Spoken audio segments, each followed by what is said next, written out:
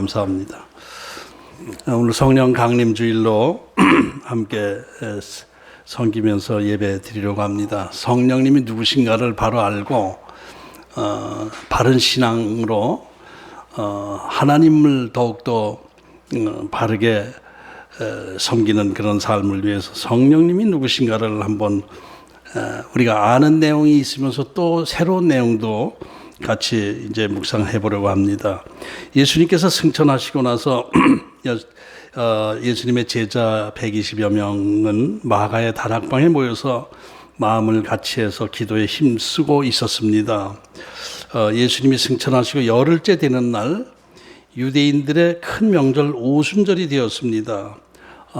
오순절은 유대인들에게는 그 3대 절기 중에 하나로 지키는 중요한 명절이기 때문에 오순절이 되게 되면 곳곳에 흩어져 있던 유대인들이 예루살렘 성전에 모여서 제사를 지내게 되는데, 이때 예수님의 제자들도 아마도 성전에 모여서 하나님께 제사 드리고 기도하는 모임을 가졌을 것으로 짐작이 됩니다. 오늘 본문 1절에 보면은 오순절 날이 이름에 그들이 다 같이 한 곳에 모였더니, 이렇게 시작하고 있어요.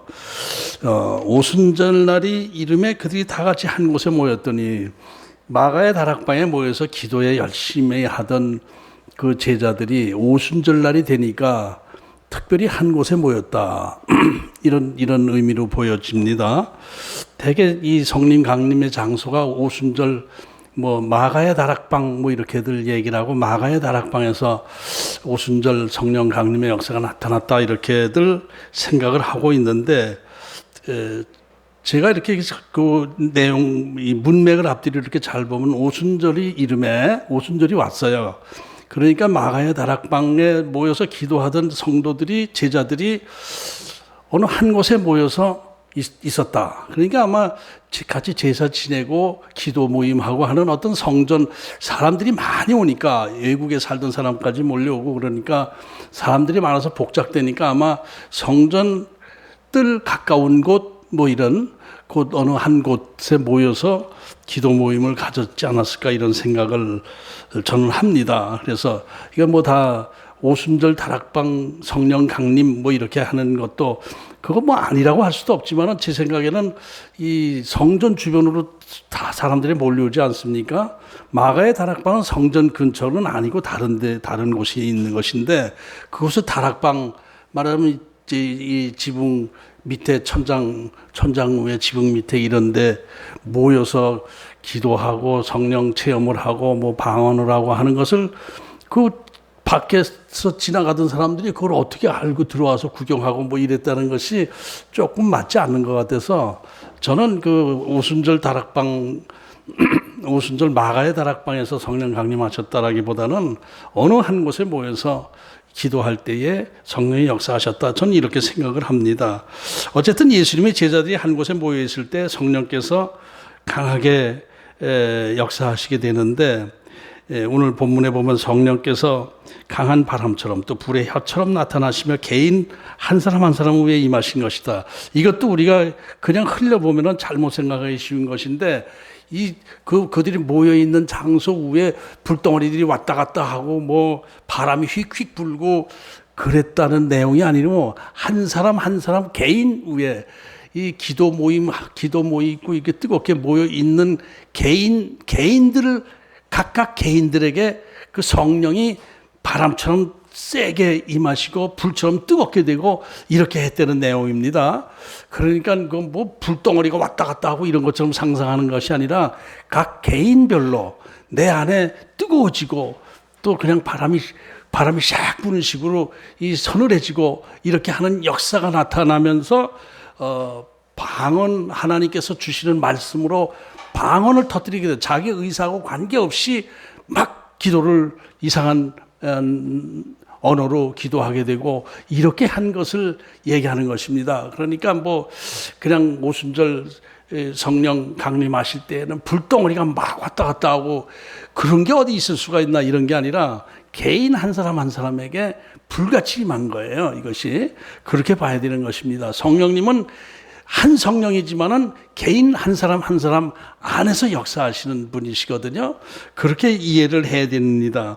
그래서 그렇게 되니까 이제 이 사람들이 성령이 충만해져서 이제 말하게 하시는, 하나님께서 말하게 하시는 대로 각각 다른 언어로 말하기 시작하고 했다 하는 내용을 오늘 본문인데, 이건 너무나 잘 아는 내용이지만은 그 부분에 대해서 우리가 좀 생각을 다시 해볼 필요가 있다고 봅니다.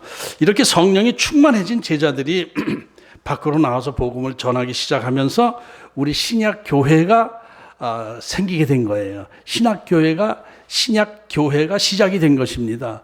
교회는 성령께서 강하게 우리들 가운데 임하시면서 시작이 된 거예요. 그러니까 신학적으로 볼 때 교회라는 것은 내 안에 성령님이 딱 강력하게 임하셔서 성령님이 들어오셨을 때 내가 교회가 되는 거예요. 여러분도 각각 개 교회가 되는 것입니다. 그 교회에 합친 공동체가 지금 우리 이제 지역교회, 지상교회 이렇게 볼 수가 있는 거예요. 그러니까 성령께서 임재하시지 않으면은 교회는 없는 것이죠. 성령께서 임하시지 않은 상태에서 우리들이 아무리 여기서 찬송 부리고 예배하고 설교한다 하더라도 그거는 그냥 일반 집회, 일반 모임이지 교회는 아닌 것입니다. 그래서 교회는 성령과 반드시 성령 안에서 예배드리고 성령의 임재 안에서 예배를 드릴 때 그것이 예배이고 교회가 되는 것이다. 이렇게 우리가 생각을 해야 되는 것입니다.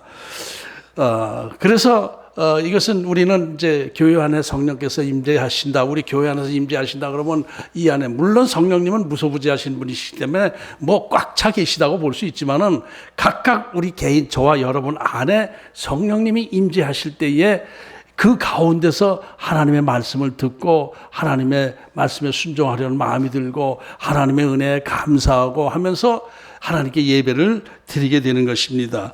이렇게 해서 그 하나님께 드리는 예배가 지금까지 여러 가지 그 시련과 박해 가운데서도 여기까지 이루어지게 온 것입니다. 성령 이렇게 하는데 저 젊었을 때, 어렸을 때는 성신이라고 얘기했어요. 성신이나 뭐 성령이나 뭐 이렇게 단어가 다를 뿐이지 하나님의 영을 말합니다. 하나님의 영, 성령 하면은 하나님의 영을 말하는 거예요. 그런데 성령이라는 존재에 하나님이 성부 하나님이 계시고 하나님의 독생자 예수님이 계신데 성령은 또 무엇인가? 하나님이 사용하시는 어떤 도구인가? 뭐 이렇게 여러 가지 잘못 생각할 수 있잖아요. 그런데 성령님은 하나님의 영으로서 따로 역사하는 거예요. 그러니까 성부 하나님, 성자 하나님, 성령 하나님, 세 분 하나님이 그 우리 가운데 역사하시는 것이다. 이렇게 보는데 그럼 하나님이 세 분이야?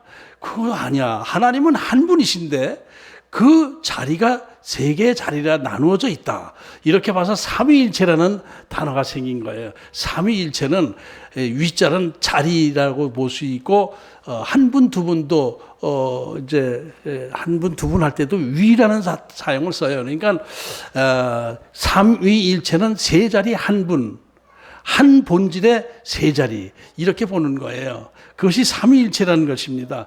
무슨 말인지 애매하고 아리송하죠. 그런데 이 성경에서 쭉 보다 보면은 하나님이 한 분이신지 세 분이신지 아리송해가지고 삼위일체라는 말을 만들어냈을 뿐입니다. 성경에 삼위일체라는 말은 없어요. 그런데 우리 인간들이 가만히 보다 보니까 하나님은 세 분 같으시지만 한 분이고 한 분 같으시지만은 세 분처럼 역사하신다. 이걸 어떻게 말을 해야 되나? 그래서 삼위일체라는 말을 정해놓은 것입니다. 그런데 이제 한 분이 이렇게 각각 역할을 따로 한 것 아니냐? 그런데 그렇지도 않아요. 나누어져 있어요. 이렇게 대표적인 나누어져 있는, 구분되어 있는 부분이 마태복음 3장 16절, 17절인데, 예수님께서 세례요한에게 세례를 받으시고 나서 물에서 나오실 때의 장면을 성경에서 이렇게 기록하거든요. 예수께서 세례를 받으시고 곧 물에서 올라오실새 하늘이 열리고 하나님의 성령이 비둘기같이 내려 자기 위에 임하심을 보시더니 하늘로부터 소리가 있어 말씀하시되 이는 내 사랑하는 아들이요 내 기뻐하는 자라 하시니라. 예수님께서 세례 받으시고 물 위로 올라오실 때 성령 하나님께서 비둘기처럼 싹 임해서 예수님 위에 이렇게 임해 계시는 거예요, 성령이.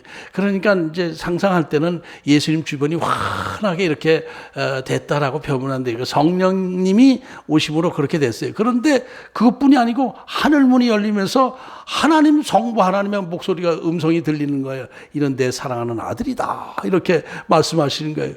그러니까 그 예수님이 세례받으실 때 성부 하나님이 구분되어 있고, 성자 하나님이 구분되어 있고, 또 성령 하나님도 따로 거기서 역사하고 계시고, 이렇게 해서 삼위 그 하나님이 한 곳에 모여 있는 장소가 바로 마태복음 3장 16절 17절의 내용인 것입니다. 이렇게 그러니까 이 삼위일체 하나님은 따로따로 역사하시지만은, 각각 따로따로 역사하시지만은 한 분 하나님이다, 이렇게 우리가 정의를 내려야 돼. 그럼 세 분 하나님이라고 그러면 안 돼요. 세 분, 하나님이 세 분이시다 그러면 이단이에요. 그것은 또 잘못된 거예요. 그거 참 복잡해요. 그러니까 하나님은 한 분이시면서 세 자리를 나누어서 역사하신다, 이렇게 그냥 생각하시면 되겠습니다. 우리가 어떻게 할 수가 없어요. 정확히 또 설명할 수도 없어요. 하여튼 하나님은 한 분 같으시면서 세 분이고, 세 분 같으면서 한 분이시고, 또 세 자리에 역사하시고, 이렇게 되기 때문에 지금 왜 이게 삼위일체론을 지금 말씀드리냐면은, 성령 하나님이 하나님의 어떤 도구처럼, 어떤 물건처럼, 하나님께서 뭐 뿌리는 것처럼 이렇게 생각하는, 잘못 생각하는 경우가 많이 있기 때문에, 성령 하나님은 하나님의 어떤 이 도깨비방망이 같은 도구가 아니고, 성령 하나님도 세 분 하나님 중에 한 분이시다, 세 자리에 한 분이시다, 이것을 말씀드리려고 하는 것입니다. 어쨌든 성령님의 그 신분은 하나님의 영이신 거예요. 하나님의 영이신 거예요. 하나님의 영이 내려오실 때, 그럼 하나님은 그 영이 빠져서 그냥 멍하니 계시고 성령님이 이렇게 하시는 게 아니라 같이 삼위일체 하나님이 같이 움직이시는 것이죠. 그런데 성령님의 역할은 독립된 상태에서 나타나지는 않습니다. 성령님은 예수님의 말씀, 하나님의 말씀 안에서 나타나는 거예요. 그러니까 예수께서 가라사대 이 말씀하실 때 우리가 예수님의 말씀을 확 받아들이는 것은 성령님의 역사 안에서 그렇게 되는 거예요. 하나님의 말씀, 성경 말씀이 하나님의 말씀으로 내 안에 와 닿는 것, 이게 성령님의 역사예요. 그런데 성령님이 개인적으로 예수님처럼 예수께서 가라사대 이렇게 해서 말씀하신 것처럼 성령님이 내가 너희에게 말한다, 이렇게는 한 번도 해본 적이 없어요. 예수께서 이렇게 말씀하셨다, 이것을 우리에게 가르쳐 줄 때 성령의 역사하심으로 하나님의 말씀으로 믿어지는 것, 이게 성령님의 역사란 말이에요. 그러니까 그 성령님의 역사하심은 우리에게 경험되어지는 하나님으로 보면 돼요. 우리에게 피부로 느껴지는 하나님이 성령 하나님입니다. 이게 육신을 가진 우리들에게 느껴지는 것, 이것이 성령 하나님의 역사인 거예요. 그런데 그 성령 하나님이 또 만만한 하나님이 아니라, 예수님이 잉태하실 때 무엇으로 잉태하셨죠? 예수님이 성령으로 잉태하셨어요. 그러니까 예수님이, 육신 가진 예수님이 잉태시킬 때 성령의 역사 안에서 이루어진 것이죠. 그러니까 예수님보다 못하다고 얘기할 수도 없고, 예수님 비서라고 얘기할 수도 없고, 똑같은 분이시면서 자리가 다른 것이다, 이렇게 보면 되겠습니다. 그래서 예수님께서 승천하시기 전에 이제 내가 아버지께 돌아가게 되는데, 내가 올라가면 아버지께서 또 다른 보혜사를 너에게 보내주실 것이다. 또 다른 보혜사, 나 말고 또 다른 보혜사를 보내주실 것이다. 내가 여기 있는 것보다 보혜사가 오시는 것이 너에게 유익하다. 내가 육신으로 계속 있게 되면은 무소부재하신 예수님이 아니시잖아요. 그러니까 여기 계시면 여기 계시고, 저기 계시면 저기 계시고, 이렇게 되는 것인데, 내가 올라가게 되면은 보혜사 성령, 무소부재하신 보혜사 성령들이 너희 안에 각각 들어와 계시면서 하나님의 나라를 세워나갈 것이다. 너희를 보호해 줄 것이다. 보혜사라는 말이, 보혜사가 뭐야? 보호하다, 은혜, 스승, 이거예요. 그러니까 보호하시는 은혜의 스승님, 이게 보혜사거든요. 그냥 이 중국어로 번역할 때 보혜사로 번역한 거예요. 이것을 이제 보호하시고 은혜로우신 성령, 스승님, 이게 보혜사 성령이라고 하는데, 이 보혜사 성령은 한자풀이로 해서 이렇게 한 것이지만은 헬라어로는 파라클레토스입니다. 파라클레토스. 네, 이 보혜사라는 그 언어가 중국말로 하면 파라클레토스하고 또 비슷한 것 같더라고요. 그래서 파라클레토스인데 이 단어의 뜻은 곁으로 불러내다. 곁으로 또 불러내다. 클레토스 이렇게 해서 파라클레토스 합친 거예요. 곁으로 불러내다라는 단어의 합성어인데 사실 이 파라클레토스라는 단어는 곁으로 우리를 보호하시기 위해서 우리를 불러내시다라는 의미지만은 위로자, 돕는 자, 중보자, 변호사 하면 파라클레토스예요. 이렇게 복합적인 의미가 있습니다. 그러니까 위로하고 돕고 우리를 지켜주시고 이렇게 하시는 하나님이 성령 하나님이시다. 이렇게 우리가 이해하면 되는 것입니다. 그래서 이 보혜사 성령님이 이 강하게 이제 한 곳에 모여서 기도할 때에 역사하신 그 보혜사 성령님이 예수님께서 말씀하신 대로 나타나신 것이 오늘의 본문의 내용입니다. 성령 강림. 그래서 그날이 너무나 그렇게 해서 교회가 시작됨으로 해서 성령 강림 주일이 중요한 것이죠. 교회가 시작된 성령의 역사, 성령님의 역사하심으로 교회가 시작되었기 때문에 성령 강림 주일은 교회의 생일이나 마찬가지죠. 우리 교회 설립 기념일이나 마찬가지예요. 그래서 성령님의 강한 역사하심 안에서 이루어진 그 역사가 바로 성령 강림주일입니다. 그런데 성령의 역사하심은 참 우리 신앙의 경험적으로 볼 때 경험되어지는 하나님이 성령님 아닙니까? 우리에게 각각, 저와 여러분에게 각각 경험되어지는 성령님은 너무나 여러 가지 방법으로 다양하게 나타나시기 때문에 이 다양한 역사이기 때문에 어떤 것 때로는 너무 다양하게 성령님의 역사가 나타나기 때문에 때로는 이게 성령님의 역사 맞아? 아닌가? 성령님의 역사 아닌 것 같은데 뭐 이런 것들이 많이 혼란스럽게 되는 경우가 많이 있습니다. 그리고 또 성령의 역사가, 성령의 은사가 강하게 나타난다 하더라도 그것이 교회에 꼭 덕이 되지 못할 때도 많이 있었잖아요. 대표적인 예가 고린도 교회. 고린도 교회는 성령님의 역사가 아주 강하게 나타나고 성령님의 은사가 강하게 나타나는 교회인데 가장 성경 기록상 말썽 많은 교회가 고린도 교회였단 말이에요. 성령의 역사가 강하게 나타나는 교회에 말썽이 많아요. 지금도 그 은사주의 쪽으로 가는 교회들은 말썽이 많습니다. 제가 아는 목사님이 은사 사역을 하고 있는데 그냥 그 은사를 좋아하는 사람들은 은사자들을 따라다니고, 오래된 얘기입니다. 요새는 좀 신앙의 수준들이 높아서 꼭 그렇지는 않은데 은사가 강력하게 나타나면 막 몰려들어요.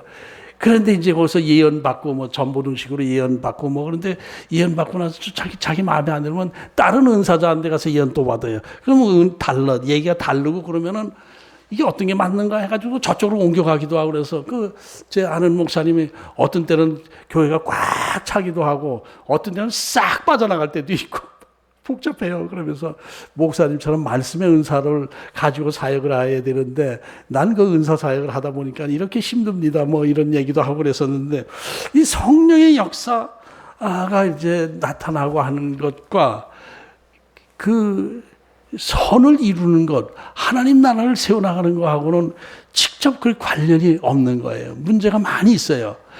성령의 역사가 그렇단 말이에요. 그래서 사도 바울이 고린도 교회에 편지하면서 이렇게 얘기했죠. 너희들이 신앙이 어린아이 신앙이야. 한마디로 육에 속한 신앙이고 젖먹이 신앙이라 내가 너희들에게 밥을 줄 수가 없어서 그냥 젖을 먹이다 보니까 너희들이 이게 신앙이 자라지 않는구나. 은사는 강하게 나타나면서 신앙은 너무나 약하다. 육에 속한 신앙이야. 그러면서 이 사도 바울이 고린도 교회의 그 잘못된 은사관을 고쳐주기 위해서 고린도의 그 은사에 대해서 많은 설명을 했잖아요. 이렇게 설명을 이렇게 저렇게 설명하고 그렇게 했어요. 이제 그렇게 할 정도로 은사가 조금 애매한 부분이 있어요. 그리고 예수님께서도 또 은사의 말씀을 좀 하신 적이 있는데 사람들이 주여 우리가 주의 이름으로 귀신을 쫓고 기적을 행하고 했습니다. 그러니까 저를 천국으로 보내주세요. 그러니까 예수님께 내가 너희가 누군지 알지도 못한다. 나더러 주여 주여 하는 자마다 다 천국에 들어가는 것이 아니라 하늘에 계신 내 아버지의 뜻대로 행하는 자라야 들어가는 거야. 이게 불법을 행하면서 하나님의 뜻과 관계없이 이루어지면서 하나님의 뜻과 관계없이 막 기적을 행한다고 해서 자기는 구원받은 존재라고 생각하는 거 아니야. 난 너희들을 몰라. 그 은사 나타나는 것보다 하나님 말씀에 순종하고 따르는 것이 진짜 천국 백성이야. 이렇게 말씀하신 거거든요. 그러니까 은사자라고 해서 다 구원받은 능력의 종이 아니라는 것이죠. 은사가 나타나는 것은 그냥 그 어린아이 신앙에게도 나타나고 때로는 지옥 백성에게도 나타나고 이렇게 된다라는 것을 알 수가 있는 것입니다. 지금 많은 이단들이 있지 않습니까? 많은 이단들이 있는데 이름 딱 불러서 얘기할 건 아니고 이단들이 있는데 이단들의 특징이 뭡니까? 은사가 많이 나타나는 거예요. 은사가 많이 나타납니다. 이렇게 이단들의. 그리고 그래서 그 은사 가지고 자기에게 권위를 세우고 교주 노릇을 하고 이렇게 하면서 자기가 성령님인 것처럼 자기가 또 하나님이 직접 보낸 사도인 것처럼 이렇게 자기를 나타내고 하는 것, 이게 이단이거든요. 은사가 나타나서 그렇게 되는 거예요. 그렇게 은사가 막 나타나고 그러니까 와, 능력의 종이다, 하나님께서 크게 쓰시는 종이다 해가지고 몰려들기 시작하면서 잘못된 길로 빠지는 것이 바로 이 은사 때문에 그러는 거예요. 기적 때문에 그러는 거예요. 그렇다면 이 성령님은 왜 이런 사람들을 그냥 내버려 두실까? 왜 이 사람들은 이 뭐 때문에 어떤 것으로 기적의 역사가 나타나는가? 그러면 이제 쉽게 생각하면 귀신의 역사 가지고 성령님의 역사라고 하는 것이다라고 이제 생각을 하는데 그 부분도 애매해요. 어떤 때는 애매하단 말이에요. 그렇다면 성령의 역사와 귀신의 역사는 어떤 차이가 있는가 하는 걸 그래서 생각을 좀 우리가 해봐야 될 것입니다. 또 무당들도 귀신을 쫓고 예언을 하고 점치고 그러지 않아요. 병도 고치고 그래요. 그렇습니다. 무당들이라서 거짓말만 하는 것이 아니고 병명도 알아내고 병도 고치고 또 점도 쳐주고 그렇게 해요. 근데 그들이 하는 건 하나님이 아니라 성령 하나님이 아니라 무슨 애기보살 무슨 장군보살 뭐 이렇게 하잖아요. 그러니까 이게 귀신이 맞는 것인데 근데 그 역사하는 것이 그 성령의 역사와 이렇게 어떤 때는 구별이 잘 안 가기도 하고 이제 이런 면이 있지 않습니까? 그게 교회 안에 그래서 이 교회 안에도 무당 같은 사람들이 성령의 능력자라고 하면서 우리들의 믿음에 혼란을 주기도 해요. 교회 안에 이 무당 신앙을 가진 사람들이 이렇게 은사처럼 나타나면서 신앙에 혼란을 주기도 하고 교회를 막 분산시키기도 하고 그렇게 되는 거예요. 조용기 목사님도 그 간증을 하더라고요. 조용기 목사님이 간증하는데 한때에 조용기 목사님이 얼마나 그 강한 은사가 나타나고 신비스러운 역사가 많이 나타납니까? 그런데 어떤 또 이 사람이 또 들어와서 막 은사 예언 막 하고 그러면서 점쳐주고 하면서 막 교인들을 끌고 몇백 명을 끌고 나간 적이 있었대요. 그게 마음이 참 아팠어. 그런데 그걸 보면서 나쁜 소문이 막 날 때 조영기 목사님도 이건 내가 이렇게 하면은 내가 저를 방해하면은 시기 질투해서 그런다라고 또 오해할 수도 있고 그래서 가만히 보고 있었대요. 그러면서 좀 조심스럽게 이렇게 지켜보고 있었는데 수백 명을 데리고 나갔다고 그러더라고요. 그래서 마음이 아팠었는데 얼마 뒤에 그 사람의 미천이 드러나가지고 다시 오기도 하고 그냥 아주 딴 교회로 옮긴 사람도 있고 뭐 그렇다고 하는 그런 간증을 제가 듣기도 했는데 이 잘못된 성령의 역사 안에서 우리들이 자꾸 혼란스러워지고 신앙이 잘못된 길로 빠지고 그렇게 되는 거예요. 이단에 빠진 사람들 그리고 또 신비주의에 빠지거든요. 그렇게 신비스러운 그 역사 이런 것들이 자꾸 하다 보면 거기에 이제 말하자면 중독이 돼가지고 신비스러운 역사가 나타나야만 하나님의 역사다 이렇게 생각하기도 하고 그런 쪽으로 이제 자꾸 치중하다 보니까 기도원 쫓아다니고 뭐 병 고치는 그 은사자들 쫓아다니고 이렇게 하면서 신앙이 영 엉망이 되고 그러다 잘못된 길로 빠지고 이렇게 되는 것입니다. 이제 그렇다면은 그래서 제가 성령님은 어떤 분이신가를 이번 기회에 우리가 많이 알고 있는 부분들이지만은 성령님은 누구신가라는 것을 다시 한번 이렇게 생각하면서 성령 강림 주의를 보내자 이런 의미로 많이 오랫동안 묵상을 했습니다. 그러니까 일단 진짜 성령님은 말씀 안에서 만나야 되는 거예요. 예수께서 가라사대 예수 이름으로 이렇게 되면서 성령의 역사가 나타나야 되는 거예요. 이게 성령의 능력 안에서 뭐 이렇게 해야 되는 게 아니라 성령의 이름으로 명하노니가 아닙니다. 예수 그리스도의 이름으로 명하노니 귀신 안 물러갈지어다. 이럴 때 성령께서 싹 역사하시는 것이죠. 그게 말씀 안에서 나타나야 성령님인 거예요. 그 말씀에서 벗어나면은 말씀 해석을 자기 중심으로 이렇게 교주 중심으로 이렇게 하면서 자기가 성령인 것처럼 자기가 특별히 하나님이 보낸 사도인 것처럼 이렇게 하는 거 다 이단인 거예요. 그래서 말씀 안에서 역사하시는 그래서 성령의 역사는 반드시 예수 그리스도의 이름으로 이렇게 역사가 나타나야 되는 것이다. 이것을 다시 한번 생각해도 두 번째로 성령의 사역에도 두 가지로 나눌 수가 있어요. 하나님은 일반 은총적 역사가 있고 두 번째는 특별 은총적 역사가 있어요. 일반 은총의 역사가 있고 특별 은총의 역사가 있다. 아마 이런 말은 아마 처음 들으셨을 거예요. 왜냐하면 제가 처음 얘기한 거니까. 그렇다고 해서 이게 이거 잘못된 거 얘기한 거 아닌가? 아닙니다. 성령의 역사하심 하나님의 은총 안에 있잖아요. 하나님의 은총 안에 있기 때문에 성령의 역사도 일반 은총이 있고 또 특별 은총이 있어요. 하나님의 역사에는 일반 은총과 특별 은총이 있지 않습니까?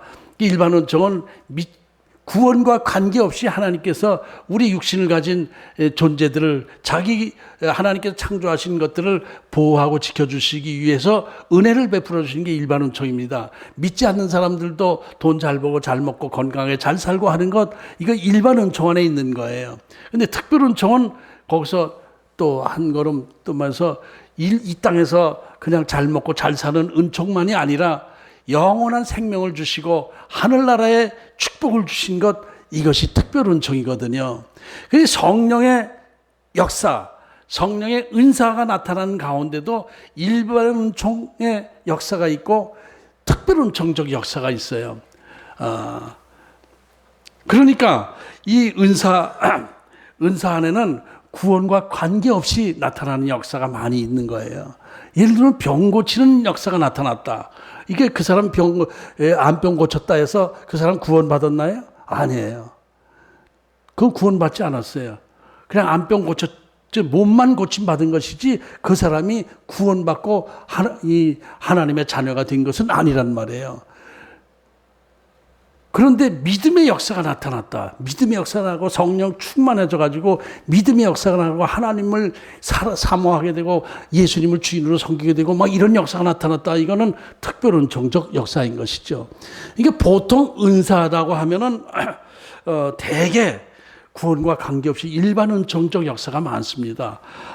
그냥 병 고침 받고 예언 받고 또 하여튼 이렇게 예수 이름으로 방언하고 방언하는 거 이 방언한다고 해서 구원받은 거 아니에요. 한때 그 어느 교단에서 방언하지 못하면 구원받지 못한 것이다. 방언 은사를 받아야 구원받았다. 막 이렇게 하다가 2단, 3단 소리 듣고 있던 나중에 사과하고 저기 했죠. 그건 아닙니다. 내가 신학을 잘 몰라서 그랬습니다. 큰 교회 목사님이었는데 그분이 그랬잖아요. 그렇게 해서 2단에서 벗어나서 들어온 거예요. 이게 방언하고 안 하고는 그 구원과 관계가 없어요. 방언 잘잘잘잘잘 한다고 그래서 구원받은 사람 아니에요. 능력받은 거 아닙니다. 또 예언, 그냥 막 이렇게 예언하고 뭐 병 고치고 이런 능력이 나에게 있다 해서 내가 구원받은 존재가 아니란 말입니다. 이단 교주들도 그거 할 수 있고 무당들도 비슷한 걸 할 수 있고 막 이렇게 되니까 그거는 이 구원과 관계없이 역사가 나타나는 게 일반 은총적 역사입니다. 이게 은사가. 그래서 일반 은총적 역사가 이렇게 나타나기 때문에 이게 이제 성령의 역사가 자꾸 애매해지고 뭔가 이게 맞아 틀려 이렇게 되는 상황이 생기는 거예요. 그런데 믿음의 은사 같은 것은 좀 구원과 관계가 있죠. 그래서 병 고침 받고 지옥 가고 뭐 예언하고 그러다가 예언 방언 솔솔솔솔 하다가 완전히 세상으로 나가서 타락하는 사람들도 제가 많이 봤습니다. 그래서 저 자신도 이 은사에 대해서 이게 지금 신학에서도 은사 중단론자들이 있어요. 아주 정통 교리 중에서 은사는 이 시대에 진짜 은사는 없다라고 주장하는 신학도 있어요. 근데 저는 꼭 그렇게 전 그렇게 생각은 안 합니다. 그래서 그 신학교 때 그 은사 중단론에 대해서 자기 생각을 리포트를 써서 내라 이렇게 할 때 제가 굉장히 고민하면서 쓴 적이 있었는데 그 은사에 대해서 많이 이렇게 은사자들의 그 불법하는 행위, 은사자들이 완전히 무당같이 노는 것들, 그 돈 버는 그 병 고치는 걸로 해서 돈 버는 사람들, 이런 사람들 너무나 많기 때문에 이게 은사가 이게 그 무당들도 하는 것이고 그래서 이 은사의 정체가 이렇게 내가 알지 못하는 어떤 영적 현상 아닌가 이런 고민을 많이 하고 그랬었는데 어느 날 그 청교도 신학을 제가 별도로 특별히 청교도 신학을 공부했잖아요. 아주 청교도 신학에 대해서 공부하면서 청교도 신학이 진짜 건강한 신앙이다 이런 것을 알게 되는데 그 청교도 신학에서 은사에 관한 책을 이게 두꺼운 책에 읽기 쉽지 않은 책인데 그걸 쭉 읽다 보는데 거기서 은사는 일반 은총 안에서 나타나는 현상이 많다. 특별 은총 안에 나타나는 현상도 있고 또 일반 은총 안에 나타나는 현상도 있기 때문에 은사는 반드시 구원과 관계없다. 받는 사람이나 주는 사람이나 구원과 관계없는 것이 은사다. 그러면서 은사의 종류, 은사에 나타나는 종류 많이 이렇게 돼 있으면서 그것을 이게 진짜 성령의 은사인지 아닌지를 구별하는 것을 이만한 두꺼운 책을 했는데 예를 들면은 예배를 드리고 있는데 그 책에 있는 내용입니다. 교회 저지 옆에서 한 사람이 계속 이러고 설교하는 내내 계속 이러고 있다 끝났다. 그 이단이다. 저 잘못된 것이다. 이렇게 볼 수만은 없다. 그 사람의 나중에 행함을 볼 때에 하나님의 선한 영향력을 끼치게 되면 그것도 성령의 역사라고 볼 수 있다. 그리고 또 아닌 것도 있다. 뭐 그러니까 너무 복잡해요. 그런데 하여튼 전체적으로 성령의 은사는 다양하게 나타나고 가짜와 진짜를 구분하기가 쉽지 않은 것이고 그것은 나중에 알게 된 것이다. 이제 이렇게 돼서 그 나중에 이제 열매로 알게 되는 것이다. 이렇게 결론이 났습니다. 제가 이제 설교하는 내용 중에 나올 겁니다. 그 다음에 또 성령의 역사는 초자연적인 역사가 있고 자연스러운 역사가 있어요. 성령의 은사 가운데 초자연적인 은사가 있고 자연적인 은사가 있어요. 이게 능력 행함의 역사. 그냥 그 중풍병자리 일어날지어다 벌떡벌떡 일어나고 그냥 그 자리에서 저 휠체어 타고 왔다 휠체어 내던지고 이리 뛰고 저리 뛰고 하는 거 이런 건 초자연적인 역사입니다. 이런 것들이. 그런데 이 초자연적인 역사가 우리 눈에 진짜 대단해 보이고 신비스러우니까 초자연적인 은사가 나타나면은 와 하나님의 능력이 나타나셨다 막 그러고 그러는데 자연적인 역사가 또 더 많아요. 자연적인 역사. 예를 들면은 성령 받고 나서 내 마음에 기쁨이 넘친다. 감사와 기쁨과 행복이 넘치고 막 이렇게 돼서 내 마음이 너무 행복하고 감사해요. 주님 감사해요. 이것은 뭐예요? 이 자연적인 은사입니다. 자연적인 은사가 내 안에 들어온 거예요. 기적을 뭐 경험하진 않았어요. 이것도 뭐 기적이라면 기적이지만은 그 기쁨과 감사가 넘치는 그것은 자연적인 은사예요. 내 안에 지혜의 말씀, 지식의 말씀이 충만해져요. 깨달음이 많이 되는 거예요. 이건 뭐 초자연적이라고 할 수 없잖아요. 그러니까 저가 초자연적인 이 역사가 저한테 나타나지 않는다 해서 우리 목사님은 무능력한 목사야 그렇게 생각하실 필요는 없어요. 저한테도 하나님께서 자연적인 은사를 많이 주셨어요. 지혜의 말씀, 지식의 말씀의 은사도 주시고 또 기쁨의 은사, 감사의 은사도 주시고 이렇게 주셔서 그거 가지고 제가 사역을 하는 것이죠. 저를 변명하는 것이 아니라 그렇단 말입니다. 그러니까 성령의 은사 중에서 초자연적인 은사만 은사로 생각하고 막 쫓아다니는 거 기우기를 한쪽으로 치우친 신앙인 것입니다. 자연스러운 은사가 더 많아요. 눈에 띄지 않는 은사가 많이 있습니다. 고건사님의 은사는 저 진짜 대단한 은사를 받으셨다고 생각해요. 교회 덕이 되시고 본이 되시고 이렇게 감사하면서 하나님 앞에 신실한 모습을 보여주는 그 은사, 그 초자연적인 은사보다 병 고칠 찌어다라고 하는 것보다 더 훌륭한 은사를 받으셨다고 봅니다.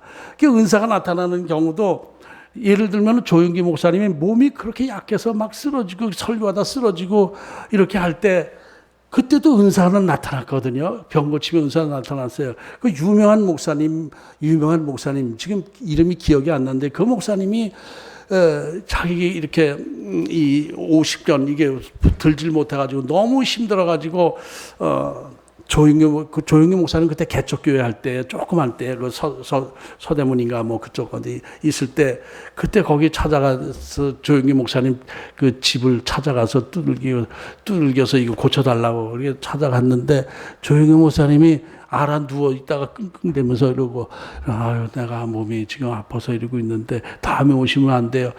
목사님 잠깐 기도 좀 해주세요. 저 이것 때문에 너무 힘들어서 왔어요. 그러니까 조용기 목사님이 이렇게 보더니 팔을 들지어다. 예수 이름으로 명하노니 팔 들지어다. 그러시더래. 그래서 가만히 있었더니 왜 순종 안 해요? 들어요. 아플 텐데 들어봐요. 이렇게 드니까 안 아프더래. 이렇게 되니까 막 흔들어도 안 아프더래. 근데 조영근 목사님은 안녕히 가세요. 그러더니 다시 들더래. 이분이 그러고 나서 또 은사를 강하게, 치유 은사를 강하게 받아서 치유 역사를 많이 하던 분의 이름이 지금 생각 안 나요. 이름 있는 분인데 지금 생각 안 나요. 그러니까 그 은사라는 것이 참 신비스럽기도 하고 성령의 역사가 참 신비스럽기도 하고 때에 따라서 그렇게 하는 거예요. 그래서 저 자신도 그 어떤 그 초자연적인 은사 능력을 좀 받으려고 막 금식 기도도 하고 막 기도원 찾아다니고 막 이렇게 하고 그랬는데 하나님께서 제가 교만해질까 봐 그러신지 안 주시더라고. 그런데 하여튼 그 은사는 초자연적인 은사가 있고 자연적인 은사가 있어요. 저 안에 자연적인 은사가 많이 있습니다. 저 안에도요. 또 마지막으로 성령의 역사는 성령의 열매가 나타나는 거예요. 성령의 열매. 성령의 열매가 나타나지 않으면 성령의 역사가 아닌 거예요. 진짜 이것이야말로 성령의 열매야말로 은사적 역사보다 훨씬 더 소중한 성령의 역사인 것입니다. 이 시대 많은 성도들이 진짜 이 은사적 역사에 대한 관심이 많이 있고 성령의 열매에 대해서는 관심이 없기 때문에 세상에 덕이 되지는 못해요. 아주 그냥 무당처럼 이상하게 노는 그런 그 사람들이 많이 있는 거예요. 그런데 이게 은사적 역사는 사실 구원을 위한 한 방편일 뿐이지 구원의 직접적인 역사는 아니거든요. 근데 성령의 역사인데 은혜적 역사라고 그래요. 성령의 은혜적 역사, 믿음의 역사입니다. 은혜를 부어주시는 거예요. 구원을 이루어주시는 거예요. 깨닫게 하시는 거예요. 그런데 이 성령의 그 은혜적 역사의 가장 1차적인 그 현상은 회개의 역사가 나타나는 거예요. 그냥 성령님이 나를 바라보게 하시게, 나를 쳐다보게 하시는 거예요. 와, 내가 이렇게 샷감한 놈이었구나. 내가 이렇게 아주 보잘것없는 놈이었구나. 내가 이렇게 지저분하고 더러운 놈이었구나. 이런 것을 깨닫게 되면서 그냥 하나님 앞에 회개하게 되는 거예요. 사소한 것, 옛날에는 죄라고 생각하지 않았던 것까지도 그게 큰 죄처럼 나한테 오면서 하나님, 저 이런 잘못 저질렀어요. 이렇게 해서 자기를 보게 하는 역사, 자기를 투시하게 하는 역사, 이게 회개 역사가 나타나는데 이것이 이 과정을 거치게 되면은 이제 진짜 구원의 역사가 나타나는 거예요. 그러니까 성령의 역사는 일반 운총적 역사 아니고 구원의 역사, 특별 운총적 역사가 나 안에 들어올 때 그것이 거듭남의 현상이 나타나는 것이죠. 이 거듭남의 역사가 나타나게 될 때 진짜 회개하게 되고 진짜 믿음이 주어지는 거예요. 이렇게 되면 내 안에 성령님이 충만하게 역사하시면서 성령의 9가지 열매가 나타나게 되는 것이죠. 그러한 사람에게 오직 성령의 열매는 갈라디아서 5장 22절입니다. 오직 성령의 열매는 사랑과 희락과 화평과 오래 참음, 자비, 양선, 충성, 온유, 절제.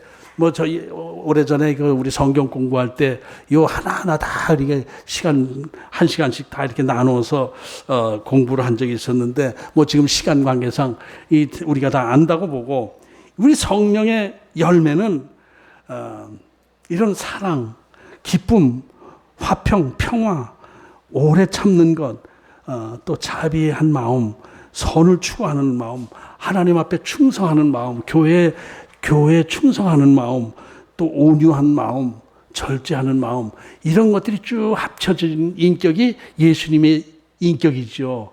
그런 인격으로 예수님을 닮아가는 인격으로 변화되는 거예요. 성화되는 것이죠. 성화된다고 보는 거예요. 그래서 여러분, 이제 성령의 열매가 나에게 얼마나 나타나고 있는가? 내 안에 성령님의 열매가 나타나고 있는가? 내 삶 가운데 성령님의 열매가 나타나고 내 안에 사랑이 있는가? 내가 충성심이 있는가? 하나님 나라에 대한 충성심이 있는가? 내 안에 기쁨이 있는가? 내가 이웃과 화평하고 화목하고 또 배려하고 희생하고 하는 마음이 있는가? 나만 생각하고 내 먹고 살기 위해서 다니고 내 돈 잘 벌게 해달라고 기도하기만 하고 이런 신앙인가? 이런 것을 스스로 쭉 생각하면서 그래도 부족하긴 하지만은 내 안에 성령의 열매가 어느 정도 나타나고 있구나 라고 생각한다면은 그것이 바로 하나님께서 구원시켜 주신 은혜 안에 내가 있다라고 자부하시면 되는 것입니다. 근데 내 삶이 변화되지 않고 계속 내 머릿속은 그저 먹고 사는 문제, 그저 세상적인 쾌락 이런 거나 추구하면서 그냥 신앙생활이라고 하고 있다면은 성령의 열매가 아닌 거예요. 일반 은총 안에서 만족하며 사는 거예요. 이것은 구원받은 자의 모습이 아닌 것이죠. 정리합니다. 성령님은 우리에게 말씀 안에서 믿음을 주시고 기쁨과 감사가 넘치게 하면서 성령의 열매가 나타나게 하시면서 때로는 이 일반 은총적 은사까지 우리에게 나타나 보여주시면서 우리를 천국으로 이끌어 가시는 거예요. 그런데 그것이 다 말씀 안에서 예수 그리스도의 이름 안에서 하나님이 주시는 능력 안에서 그렇게 되어지는 것이고, 그 안에 그냥 일반 은총적 역사도 많이 나타나고 그래서 이게 성령이 맞아? 귀신이 하는 거야? 뭐야? 할 때도 있지만은, 그러나 성령의 충만함 안에 있을 때는 예수님이 내 생명의 주인이 되시고 내 삶의 주인이 되시고 내 생각하고 행동하는 모든 것의 기준이 되시는 예수님이십니다. 감사합니다. 이런 마음으로 신앙생활을 할 때 이것이 성령의 충만함이고 성령의 강한 은사 안에 있는 것이다. 성령의 은혜 안에 있는 것이다. 이것을 기억하시기 바랍니다. 성령님이 누구신지 분명히 다시 한번 생각하시기 바랍니다. 하나님이십니다. 하나님이신데 하나님의 이름, 예수 그리스도의 이름 안에서 우리에게 피부로 느끼게 역사하시는 분이 바로 성령님이신데, 이 성령님의 역사하심은 너무 다양하기 때문에 우리가 겸손하게 말씀 안에서 성령님을 바라보고 성령님의 역사를 기다리고 하는 그런 신앙 안에서 예수 그리스도의 능력이 나타나게 될 줄로 믿습니다. 아멘. 아멘. 하나님 아버지,